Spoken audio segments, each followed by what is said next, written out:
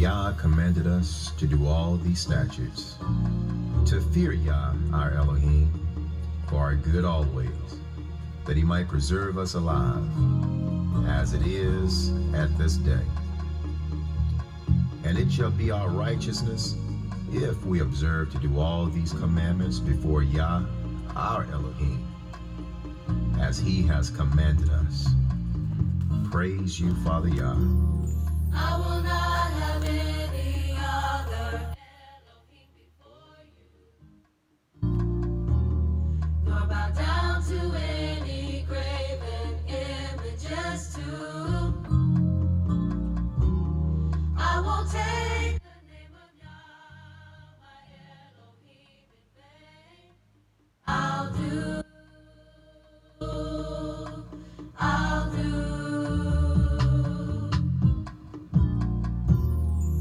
Remember the Sabbath day, sanctify it, keep it holy. Honor your father and mother, because that's what Yah told me. That your days may be long and that it may go well with you.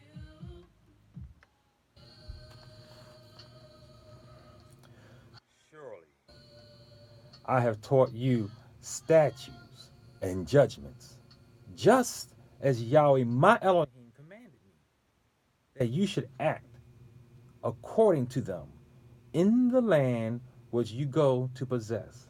Therefore, be careful to observe them, for this is your wisdom and your understanding in the sight of the peoples, who will hear all these statutes and say, surely this is a great nation and is a wise and understanding people.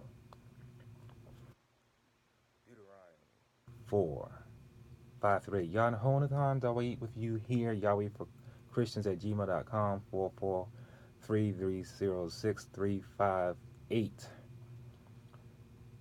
Shema Yisrael, Yahweh Elohim, Yahweh Echad. That's your Hebrew confession of faith. Yahweh is one. Even scientists tell you that all the universe started with a big bang from one point. But that is a lie. It started from Yahweh Elohim El Shaddai, through his right arm, Yahweh Shua. Today's broadcast is entitled Torah Land. Torah Land. I love that song.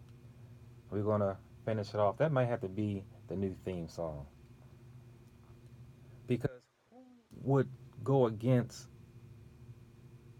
what I was reading last week? The golden rule, Matthew 7:12. To do unto others as you have them do unto you. Who would raise a hand and say, no, no, no, I don't want to do that. Cheat me at the store, have your way with my wife, run a red light and crash into my car, steal the money, whatever I have in the bank, take it. No one would say, do any of that. Everyone on the earth, red, yellow, green, black, and white, would agree that they want to be treated fairly and justly. And that's how it is in Torah Land. But see, Torah Land has commandments and statutes and judgments, and they all mean something different. Someday I might go into that. It has rules and regulations to go by for living. It can't be something relative, because out of 8 billion people on the earth, everyone's going to have their own view of what's right for them, and it's going to be a selfish view. See, Torah Land is for every man under one man. It is beautiful. Just take out your Bibles, get the cobwebs off of it, rub the dust off of it, and just look at those books of Moses. Particularly, go to Leviticus, Numbers, and Deuteronomy. See, Leviticus people like to just go straight to, they think the Bible starts at Matthew. The Bible doesn't have the red lettering in it. They don't want to read it. They want to read the New Testament. Well, they didn't have no New Testament when they were walking around and living on the earth. They had the Torah. There's nothing different from the so-called New Testament from the Old Testament. And they lived by the Torah. Leviticus is all about Kodesh living. It's all about living righteously. And Numbers, now, my take on Numbers is different than the narrative that's given to us students of the Word. And if anybody out there who knows me, know that I do not go along with the narrative given me from my Sunday school days. See, Numbers is the matrix. Misparim. It's the grid. And the book of Numbers lays down the grid. When you make when you see the construction workers making the highway, you see a grid down, and they put the cement over that grid. It is the foundation. Misparim, Numbers.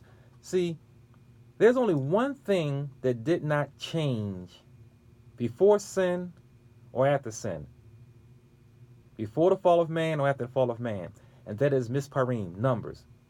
Because before Adam fell, 1 plus 1 equaled 2. After he fell, 1 plus 1 still equaled 2. Everything else in reality, all of reality was tainted.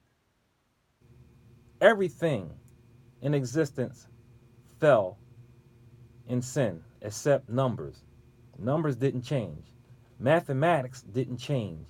The grid didn't change. And that's important because after Numbers you have Deuteronomy, which is words. Deuteronomy is words. So that means when Hashatan comes around, and all his children, and all of us, our words still have to operate on the foundation of the matrix. So they can lie all they want with Ruach HaKodesh. Because of that, you still can get gleanings of emet, of truth, out of lies. Even this King James Bible, for instance, this King James Bible, full of words, but it's still based on the matrix. Spend some time. Turn off the TV. Tell your wife you need a break. And read Leviticus of how to live Kodesh. Read Numbers, the foundation of emet, truth. And read Deuteronomy, the word of Yah.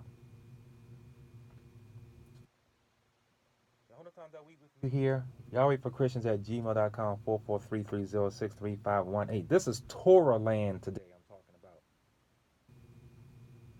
See, I don't spend a whole lot of time, I said this before, talking about what's going on in the news. It's the same thing. What happened in the non-Torah lands yesterday? Just before I walked out here, so I had to rush to get here. I said, let me go and look at the paper real quick. What do you have on the front page? Peanut King, 37 years in prison. He's now out. So, and you read the heading. It was Maurice's fault that it says his heroin wing helped ruin the city. So it had nothing to do with South America growing the seeds, growing the drugs, complicit with the government's blessings. Maurice had nothing to do with the international trading system that brings drugs to the Western world, to wherever they want to bring it, and all the hands that get fattened and laden in getting it onto the shores of the harbors in America. So Peanut King is the reason that the city was ruined.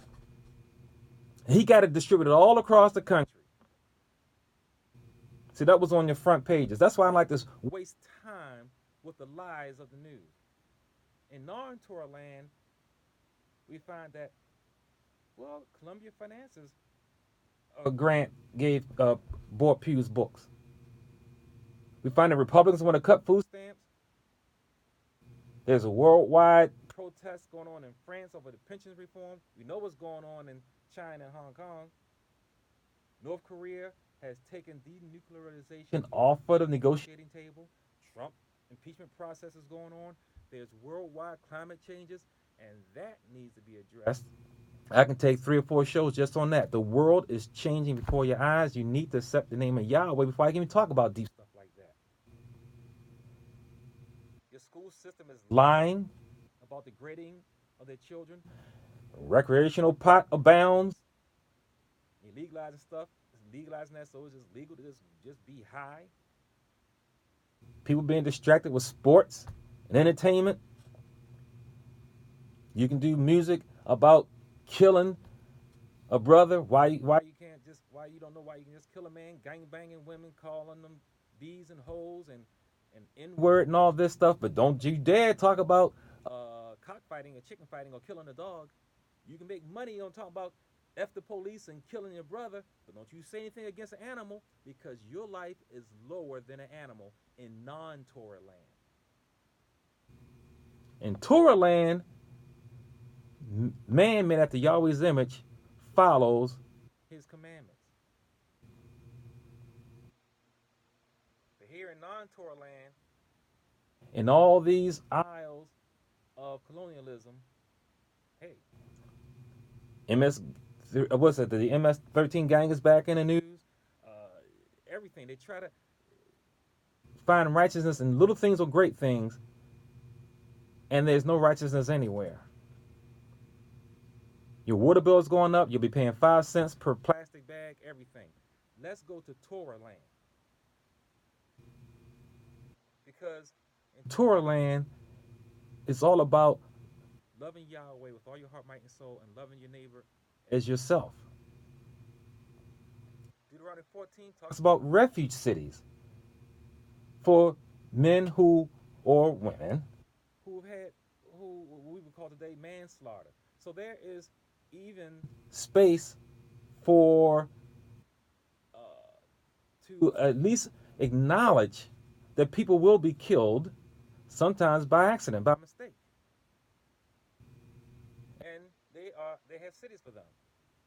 Deuteronomy 6 talks about parenting, how to instruct your children. See, here in non-Torah land, other people have a right to teach your children things you don't agree with. To teach your daughter how to put a condom on a banana. She has a right to get birth control without you even knowing it, without your consent. Everybody's got to get shots and everything. And that's in non-Torah land. But in Torah land, you instruct your children. Dietary laws. Deuteronomy 14 will talk to you about how to eat. Yahweh made you, and he made everything. He knows what should go into your body and what should not go into your body. But here in non-Torah land, the food is toxic and poisonous and fake. Everybody loves the holidays. Well, you got holidays in Torah land. Deuteronomy 16 and Leviticus 23 shows you all the Kodesh Moedim. All the appointed days and feasts are there. We all like to celebrate. We all like to have, but these all point to something significant and meaningful. Nothing silly. None of it is about money. There is no gain and no idolatry and paganism in it. Torah land. Speaking of money, debt laws. Deuteronomy 15. How about Jubilee? Every 7 years, the land gets a break, and every 49 years, you're debt free.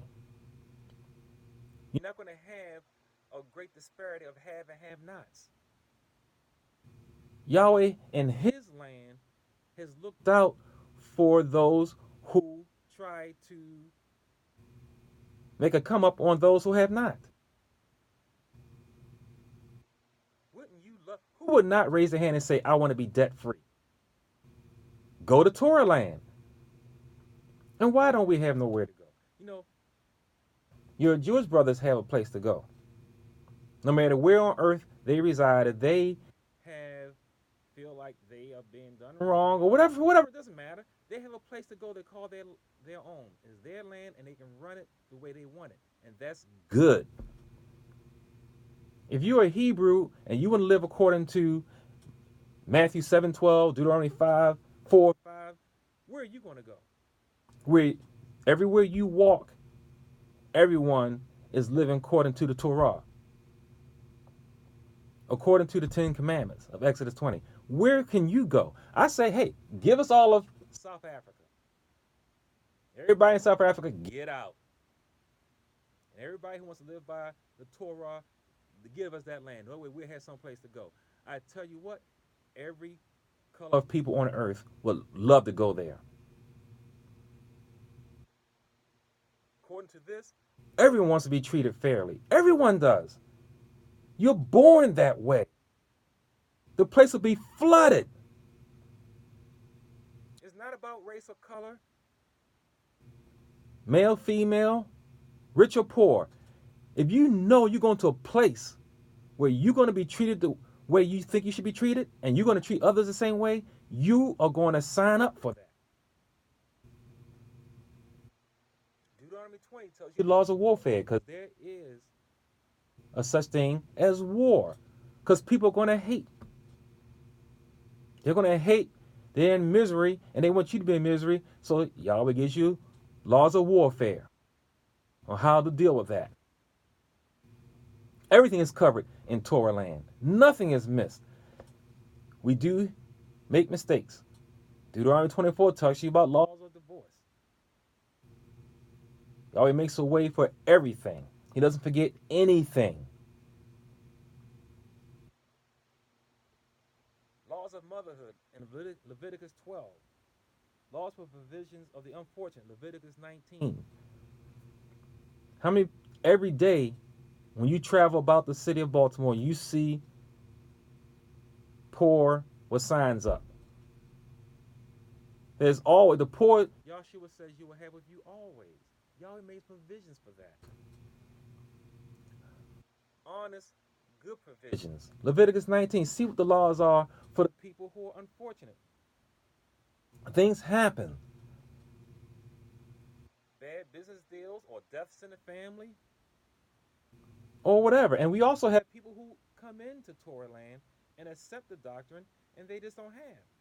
Yahweh makes provisions for everybody.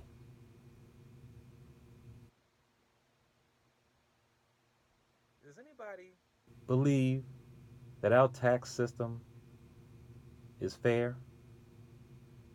Does anybody say, you know what, the government is fair and honest and just and upright in their tax system? Well, Torah Land has a law for tithing. It's flat rate. The rich and the poor pays the same amount. It is fair, upright, honest, transparent, and just. Only in Torah Land. 10%. 10%.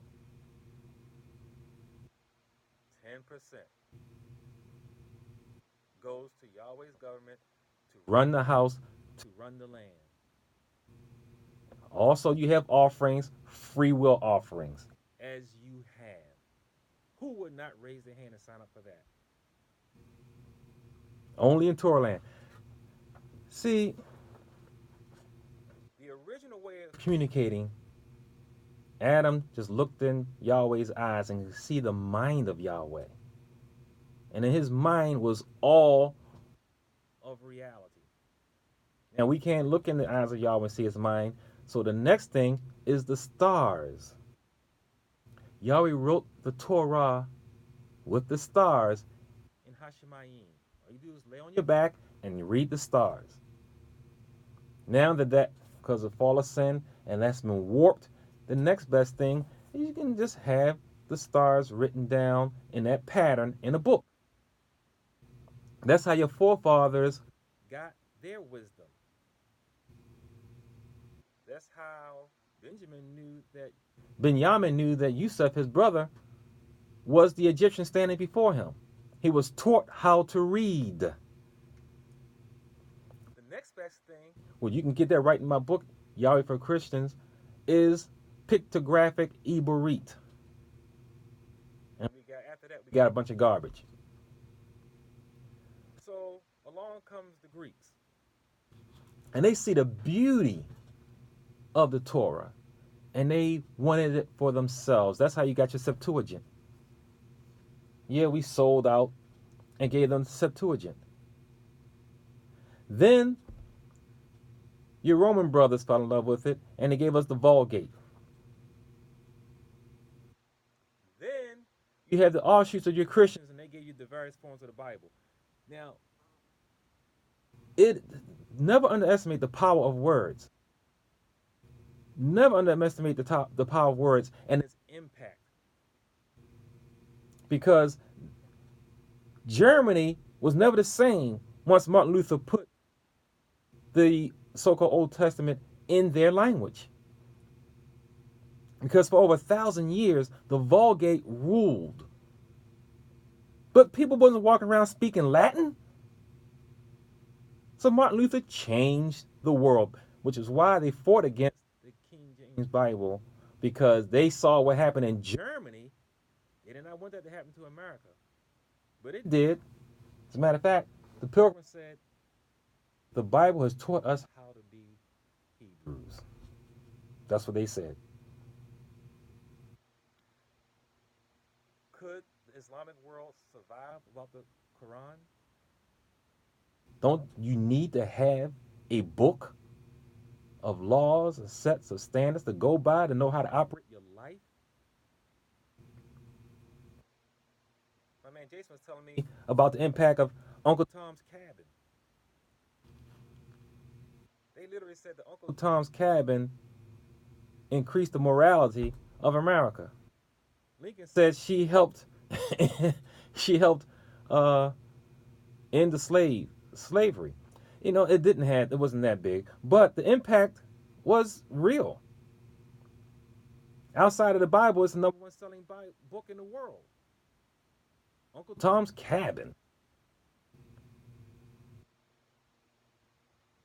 So the impact of reading is real. It's deep. It matters. Remember the Book of Eli. That's what that was all about. You had the main character or the main antagonist trying to find the Bible so he can use it to restart the whole world. Of course, in evil, because he was evil, but he knew he needed a book. This was a post-apocalyptic world that we were in. The Book of Eli. Look at that movie. It's a great movie. Denzel Washington was the main character, and his nemesis was trying to find this book. And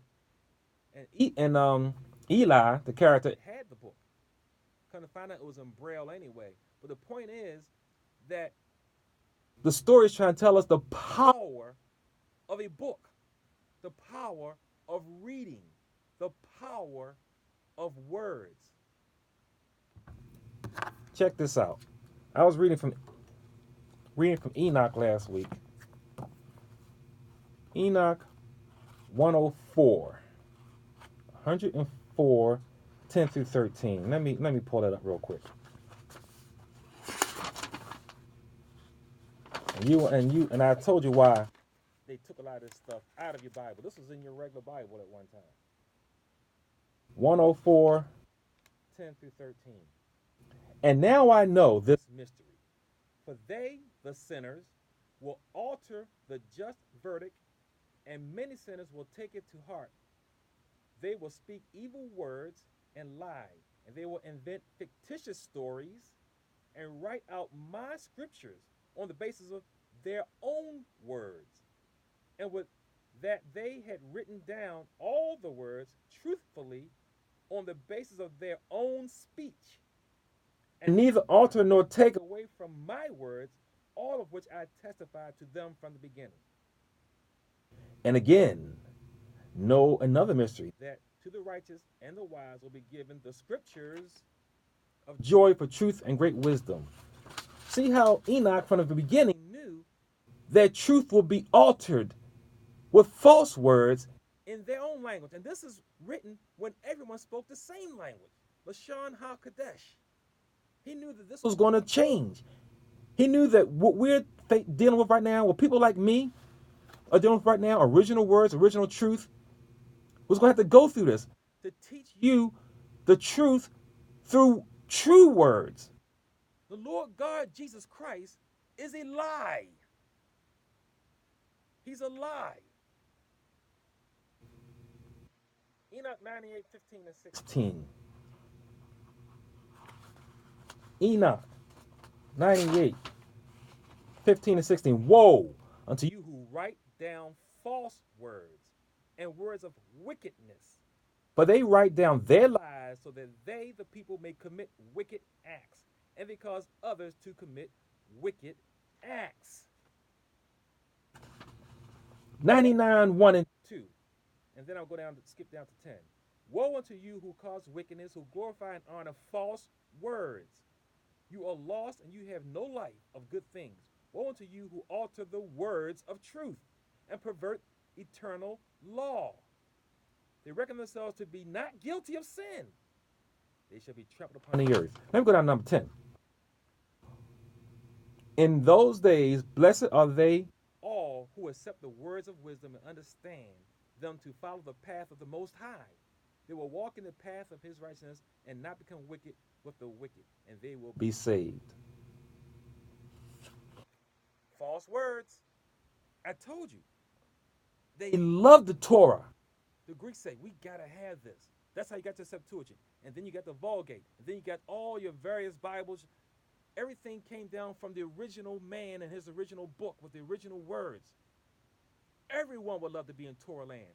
But because they're perverted, they wanted to be in their way. Not the righteous way. If you take a pig. See, y'all don't really get what the whole millennial kingdom is about. I can do a whole month just on that. But just one aspect of it is this. You take a pig and a sheep from the womb. You raise them both up in your house. A sheep and a pig. They have never known anything else but good living in your house. Then you take them out. Then you let them free into the backyard. And you see mud and slop to the left and fine plain grass to the right. Which one of those two animals you think is going to naturally, with no previous history, going to wallow in that mud and slop? And then put some food out there, fodder for them to eat. Which one is going to eat garbage and filth? Do you think that sheep is going to start eating swill and garbage and filth? You think that sheep is going to wallow in the mud? No, but that pig is going to do all of that, having never done it before, having never been exposed to it before. That pig is going to go into that mud and eat that swill. Naturally. This is a natural thing. You need Yahweh. Ruach HaKodesh. This system, this colonial system we live in, is naturally wicked because of who is running it. Because a snake will always do snakely things. Stupid is as stupid does. Nothing changes. In the end, Yahweh knows whose is his. And Shaitan does have a seed. Enoch 94. 6-9. What does that say? Enoch 94, 6-9. Once you get north of 50, you need a little help when you're reading. Woe unto those who build oppression and injustice, who lay foundations for deceit. They will soon be demolished, and they will have no peace. Woe unto those who build their houses with sin, for they will all be demolished from their foundations, and they will fall by the sword. Those who amass gold and silver, they will quickly be destroyed. Woe unto you, O rich people, for you have put your trust in your wealth. You will ooze out of your riches, for you do not remember the Most High. In the days of your affluence, you committed oppression. You have become ready for death and for the day of darkness and the day of great judgment. Was this country built on righteousness? See, if you do it to others, if you had them do it to you, would you take another man, put iron around his neck and chains around his feet, and throw him in a ship, and whether he lives or dies, you don't care, and bring him over and enslave him for life, rape him, rape his children, rape his wife, non-Torah living. No one would say the atrocities of this world and this history is unfathomable. I gotta spend more time on this next week. But until then, listen to the words of this song. Yahonatan Dawit with you here. Yahweh for Christians at gmail.com 443-306-3518. Till then, shalom, shalom.